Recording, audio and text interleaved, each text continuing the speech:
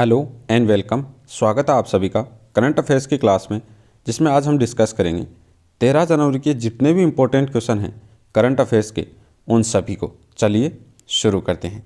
First question है, हाल ही में राष्ट्रीय मानव तस्करी जागरूकता जो दिवस है वो कब मनाया गया है?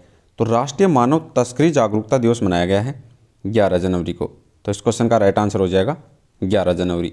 ये मानव तस्करी के बारे में जागरूकता बढ़ाने के लिए प्रत्येक वर्ष मनाया जाता है 11 जनवरी को। इसके अलावा 1 जनवरी को मनाया जाता है वैश्विक परिवार दिवस के रूप में, 4 जनवरी को मनाया जाता है विश्व ब्रेल दिवस के रूप में, 6 जनवरी को मनाया जाता है विश्व युद्ध और अनाथ दिवस के रूप में, 10 जनवरी को मनाया जाता है विश्व हिंदी दिवस के रूप में। नेक्स्ट क्वेश्चन है, हाल ही में खेलो इंडिया सीनियर राष्ट्रीय खो खो लीग कहाँ पर आयोजित की गई है? तो राष्ट्रीय महिला खो खो लीग है, उसका आयोजन किया गया है चंडीगढ़ में। तो इस क्वेश्चन का राइट आंसर हो जाएगा चंडीगढ़।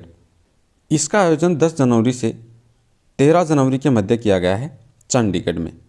नेक्स्ट क्वेश्चन है, हाल ही में हर्बल लाइफ ने किसे अपना ब्रांड एम्बेसडर बनाया है? तो हर्बल लाइफ जो ब्रांड है उसने अपना ब्रांड एम्बेसडर बनाया है क्रिकेटर स्मृति मंधाना को। तो इस क्वेश्चन का राइट आंसर हो गया स्मृति मंधाना। हर्बल लाइफ की अगर बात करें तो ये एक न्यूट्रिशियन ब्रांड है हर्बल लाइफ, और इसने ही अब अपना ब्रांड एम्बेसडर बनाया है क्रिकेटर स्मृति मंधाना को। तो रिसेंटली जो भी ब्रांड एम्बेसडर हैं उन सभी को देख लेते हैं। रील जो 11 है, एक फैंटेसी गेम है रील 11, इसका ब्रांड एम्बेसडर बनाया है क्रिकेटर कुलदीप जो यादव हैं उनको। नवी टेक्नोलॉजीज़ है, उसने अपना ब्रांड एम्बेसडर बनाया है क्रिकेटर MS धोनी को। और स्केचर्स जो इंडिया है उसने अपना ब्रांड एम्बेसडर बनाया है कृति सेनन को। प्रमुख एडटेक कंपनी है बायजूस, उसने लियोनेल जो मेसी हैं उनको एजुकेशन फॉर ऑल पहल है उसके लिए अपना ब्रांड एम्बेसडर नियुक्त किया है। नेक्स्ट क्वेश्चन है, हाल ही में जयपुर फिल्म फेस्टिवल है उसमें लाइफ टाइम अचीवमेंट का जो पुरस्कार है किसे दिया गया है? तो जयपुर फिल्म फेस्टिवल है उसमें लाइफ टाइम अचीवमेंट का पुरस्कार दिया गया है अपर्णा सेन को। तो इस क्वेश्चन का राइट आंसर हो गया अपर्णा सेन। जयपुर फिल्म फेस्टिवल है, ये एक 5 दिवसीय जयपुर फिल्म फेस्टिवल है।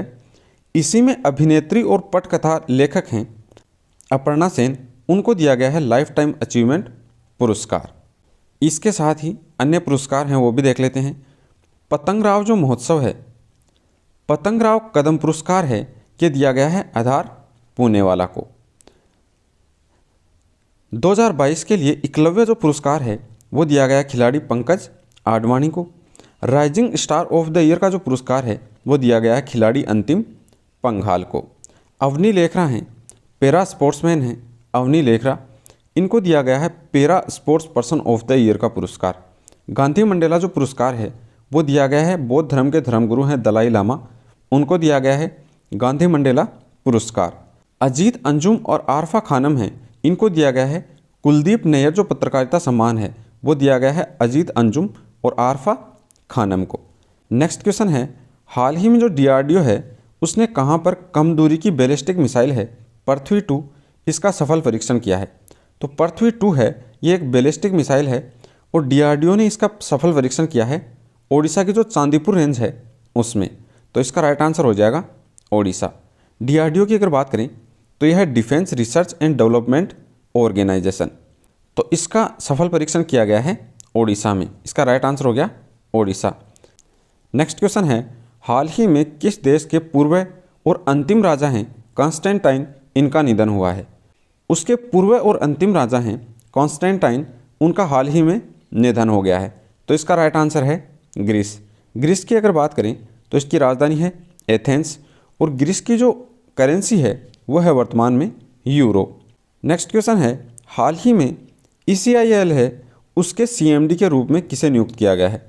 तो ECIL का CMD है वो नियुक्त किया गया अनुराग कुमार को। तो इस क्वेश्चन का राइट आंसर हो गया अनुराग कुमार। इसके साथ ही रत्न एवं आभूषण जो परिषद है उसका चेयरमैन चुना गया है संजय मेहरा को। भारत पे है उसका CEO बनाया गया है नलिन नेगी को। सियाचिन में तैनात होने वाली पहली जो भारतीय महिला अधिकारी हैं वो बनी है शिवा चौहान। पंकज जो मोहन हैं भारतीय वायुसेना में पश्चिमी जो कमान है वो संभाली है अभी पंकज मोहन ने। उत्तर प्रदेश की पहली महिला पुलिस कमिश्नर है वो बनी है लक्ष्मी सिंह।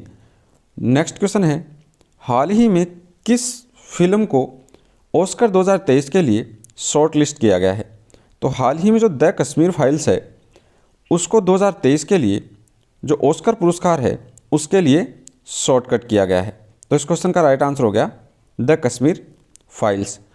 विवेक अग्निहोत्री उनकी फिल्म है द कश्मीर फाइल, इसी को शॉर्ट लिस्ट किया गया है 2023 के लिए ऑस्कर पुरस्कार के लिए। नेक्स्ट क्वेश्चन है, हाल ही में आई रिपोर्ट के अनुसार 2022 में सबसे अधिक प्रदूषित शहर कौन सा है? सबसे अधिक जो प्रदूषित शहर रहा वो रहा है दिल्ली। तो इस क्वेश्चन का राइट आंसर है दिल्ली। सबसे अधिक जो रहा वो रहा है दिल्ली, दूसरे नंबर पर रहा फरीदाबाद और तीसरे नंबर पर इसमें रहा गाज़ियाबाद। तो तीनों सीक्वेंस में याद रखना, पहला सबसे प्रदूषित रहा इसमें दिल्ली, दूसरा रहा फरीदाबाद और तीसरा इसमें रहा गाज़ियाबाद।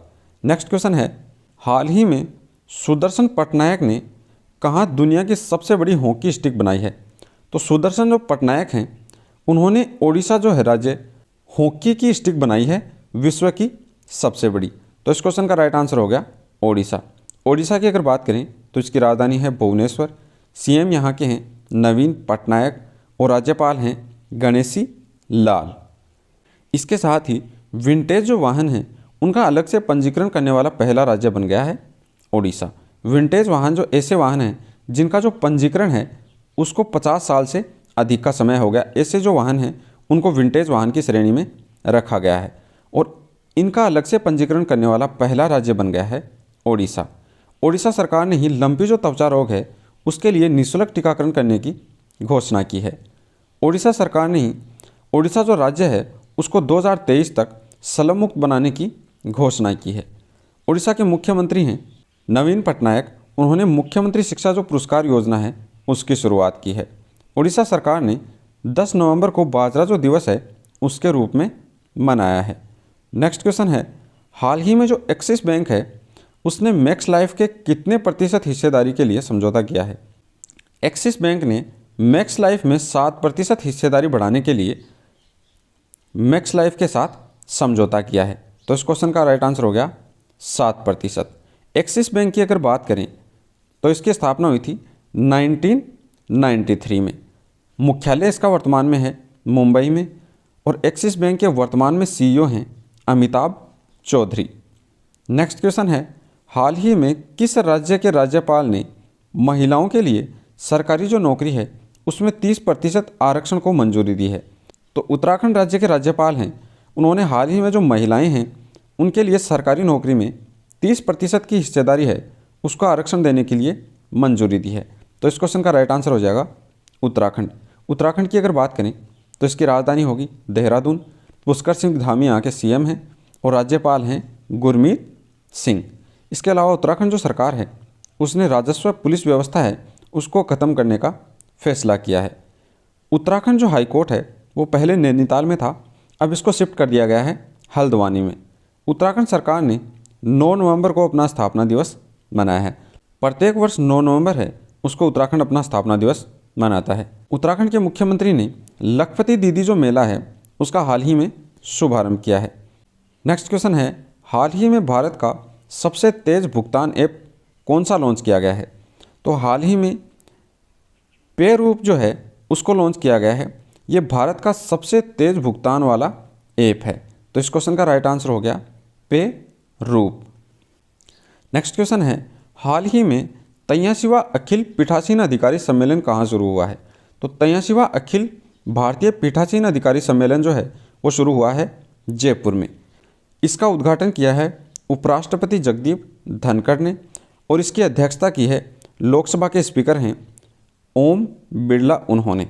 नेक्स्ट क्वेश्चन है, हाल ही में जारी हेनले पासपोर्ट इंडेक्स है 2023 की, उसमें कौन शीर्ष पर रहा है? तो हेनले पासपोर्ट इंडेक्स 2023 में शीर्ष पर रहा है जापान। तो इस क्वेश्चन का राइट आंसर हो गया जापान। भारत जापान को पीछे छोड़कर वैश्विक स्तर पर तीसरा सबसे बड़ा ऑटो बाजार बना है। मालाबार जो एक्सरसाइज है 2022 की वो हुई है जापान में। जापान ने ही निहोन्सु है उसके लिए जीआई टैग पाने के लिए आवेदन किया है। और जापान गर्भवती महिलाओं पर पुनर्विवाह है उसका प्रतिबंध हटाएगा। हेनले जो इंडेक्स है उसमें पहले नंबर पर रहा है जापान, सेकंड नंबर पर रहा है सिंगापुर और साउथ कोरिया। ये दोनों रहे सेकंड नंबर पर, सिंगापुर और साउथ कोरिया। तीसरे नंबर पर इसमें रहा है जर्मनी और स्पेन। भारत में इसकी पोजीशन रही है 85 नंबर की। जापान की अगर बात करें तो यहाँ के पीएम हैं फूमियो किशिदा। जापान की करेंसी है वर्तमान में येन और जापान की राजधानी है टोक्यो। तो ये थे आपके आज के करंट अफेयर्स के मोस्ट इंपॉर्टेंट क्वेश्चन 13 जनवरी 2023 के।